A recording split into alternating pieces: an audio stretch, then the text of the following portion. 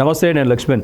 ఆంధ్రప్రదేశ్ 3 రాజధానుల అంశం 4 నెలలుగా నలుగుతున్న అంశం. విశాఖ వేదికగా 3వ రాజధాని ఏర్పాటు చేసి నేను ఎక్కడి నుంచే పాలిస్తారు, ఉత్తరాంధ్ర అభివృద్ధి కోసం మేము కట్టుబడి ఉన్నాము, ఉత్తరాంధ్ర అభివృద్ధి చేసుకుంటే దేశం మొత్తం అభివృద్ధి అయిందని చెప్పి జగన్మోహన్ రెడ్డి వైసీపీ పార్టీ ఊదరగొట్టుకున్న పరిస్థితి కనిపించింది. అయితే జగన్మోహన్ రెడ్డి గారు విశాఖ వెళ్తారా, మరి అక్కడి నుంచి పరిపాలన సాగిస్తారా, 90 రోజులు ఎలక్షన్ ముంగిట ఆయన ఎటువంటి నిర్ణయాలు తీసుకోబోతున్నారు అనే అంశంపైన మనతో మాట్లాడడానికి ప్రముఖ రాజకీయ విశ్లేషకులు సీనియర్ జర్నలిస్టు సత్యమూర్తి గారు ఉన్నారు. ఆయనతో మాట్లాడే ప్రయత్నం చేద్దాం. సార్ నమస్తే అండి. నమస్కారం అండి.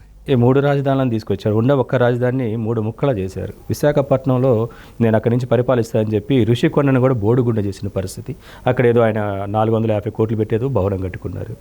అయితే విశాఖ జగన్మోహన్ రెడ్డి గారు వెళ్తారా, అక్కడి నుంచి పాలన సాగిస్తారా, లేకపోతే ఎటువంటి స్టెప్ తీసుకోబోతున్నారంటే ఏం చెప్తారు?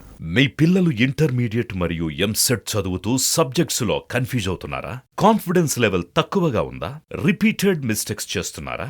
అయితే మీకోసమే ఉంది Rise app. 1 lakh question bank, performance analysis, online classes by experts, ఇంకా మరెన్నో ఫీచర్స్ తో మీ ముందుకొచ్చింది Rise the perfect guide. Description లో ఉన్న లింకును ఉపయోగించి సబ్స్క్రైబ్ అవ్వండి. ఇంకా జగన్మోహన్ రెడ్డి కాలపరిమితి అయిపోయిందండి. ఆయనకి ఇంకా ఆయన ఎక్కడికి వెళ్తాడు, ఏంటి వెళ్తాడు, అటువంటివి ఏమీ లేవు. ఇప్పుడు విశాఖపట్నం పోవాలి, ఉత్తరాంధ్ర డెవలప్మెంట్. ఆయన ఇదే ఒక కన్నింగ్ నేచర్ తోటి చేసిన పని ఇది. ఇప్పుడు రాజధానిగా అమరావతి నుంచి కదిలించడానికి వీల్లేదు. అన్ని కోర్టులో కేసులు ఉన్నాయి, జడ్జిమెంట్లు ఉన్నాయి, క్లియర్ కట్ జడ్జిమెంట్లు ఉన్నాయి. ఈ నేపథ్యంలో ఏం చేయాలి? ఈయనకేమో కోరిక విశాఖపట్నం వెళ్ళిపోవాలి అని.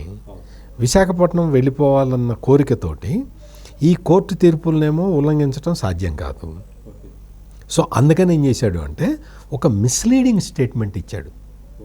రాష్ట్ర ప్రజల్ని తప్పుదోవ పట్టించే స్టేట్మెంట్. ఏమని?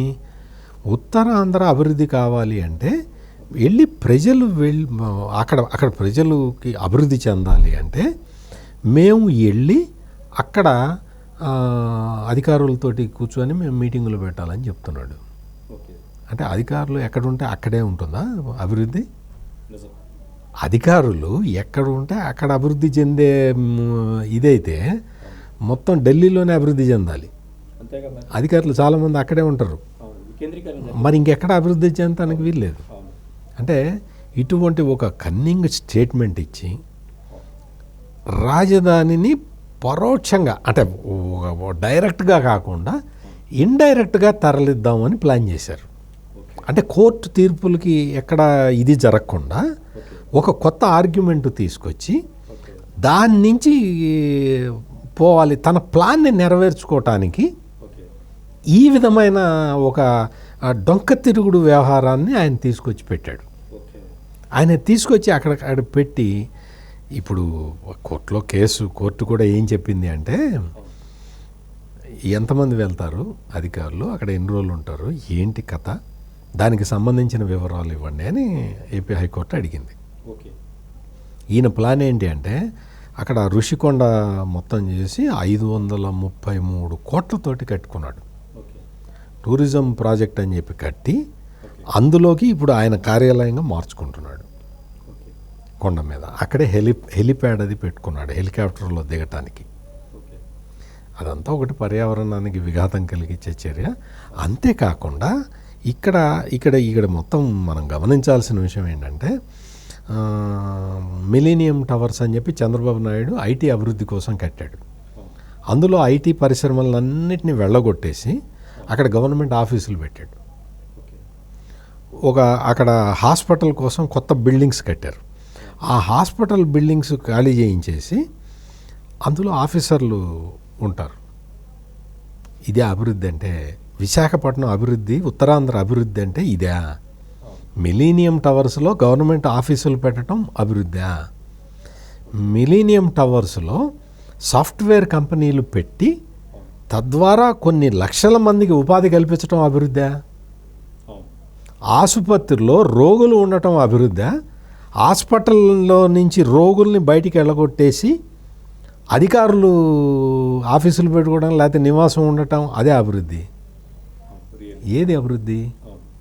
ఉత్తరాంధ్రని అభివృద్ధి చేస్తానంటే ఉత్తరాంధ్ర అభివృద్ధి చేయటం దానికి ఒక మార్గం ఉంది. ప్రజల్ని భాగస్వాములను చేసి అభివృద్ధి ఎట్లా చేయాలనేది తెలియాలి. వాస్తవం. అంతేకాకుండా ఇటువంటి విషయాల్ని చూడకుండా నేను ఉత్తరాంధ్రను అభివృద్ధి చేస్తాను, నేను అక్కడికి వెళ్ళి కాపురం ఉంటానంటే నువ్వు ఎక్కడ కాపురం ఉంటే ఉంది? అవును, ఉత్తరాంధ్ర అభివృద్ధి అంటారు. విశాఖ ఉక్కుని ప్రైవేటీకరణ చేయడానికి అడుగులు వేస్తారు. అక్కడున్న చక్కెర పరిశ్రమలు మొత్తం మూతపడిన పరిస్థితి. మరోవైపు రైల్వే జోన్ ఇస్తాను, కార్యాలయం కడతానా కానీ భూములు ఇవ్వని పరిస్థితి. ఇటువంటి వ్యక్తిత్వం ఉన్న వ్యక్తి విశాఖ అభివృద్ధికి పాటుపడతారంటే జనాలు నమ్ముతారు అక్కడ? అక్కడ ఏం లేదండి, ఈయన అభివృద్ధి చేయాల్సిందేమీ లేదు. హుదూద్ తుఫాన్ వచ్చినప్పుడు విశాఖపట్నం నగరం మొత్తాన్ని రీబిల్డ్ చేశారు, అధునాతన సౌకర్యాలతోటి రీబిల్డ్ చేశారు. అంతా కూడా అదంతా ఒక టూరిజం హబ్గా డెవలప్ చేసుకుంటే, ఒక ఐటీ పరిశ్రమకి అక్కడ ఒక హబ్గా డెవలప్ చేసుకుంటే, అది ఆల్రెడీ నేవల్ బేస్ ఉంది కాబట్టి ఈ రెండు చేయటం ఈజీ అవుతుంది. సో విపరీతమైన టూరిజం అట్రాక్షన్గా మారిపోయి విపరీతంగా విదేశీ పర్యాటకులు రావడానికి అవకాశం ఉంటుంది. టూరిజం ఇండస్ట్రీని పెంచుకోవచ్చు, ఐటీ ఇండస్ట్రీని పెంచుకోవచ్చు. వీటి వల్ల ఏంటంటే టూరిజం వల్ల, ఐటీ ఇండస్ట్రీ వల్ల అసలు విపరీతమైన ఎంప్లాయ్మెంట్ జనరేట్ అవుతుంది, రాష్ట్రానికి ఆదాయం వస్తుంది. ఈ రెండు కాదని నువ్వు తీసుకొచ్చి నువ్వు దాన్ని నేను రాజధానిగా చేస్తానంటే నీ రాజధాని ఎవరికి కావాలి? ఇది పరిస్థితి. అందువల్ల ఇతను విశాఖపట్నాన్ని డెవలప్ చేయటం అనే అంశం ఇక్కడ లేదు.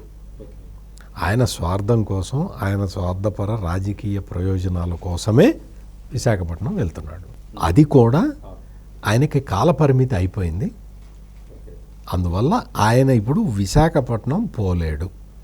అది మొత్తానికైతే విశాఖ వెళ్ళే యోచన కానీ, ఆలోచన కానీ, దాంట్లో దాగిన కుట్రలు కానీ విశ్లేషణ ద్వారా అర్థమవుతుంది. మరొక అంశంతో మళ్ళీ కలుద్దాం.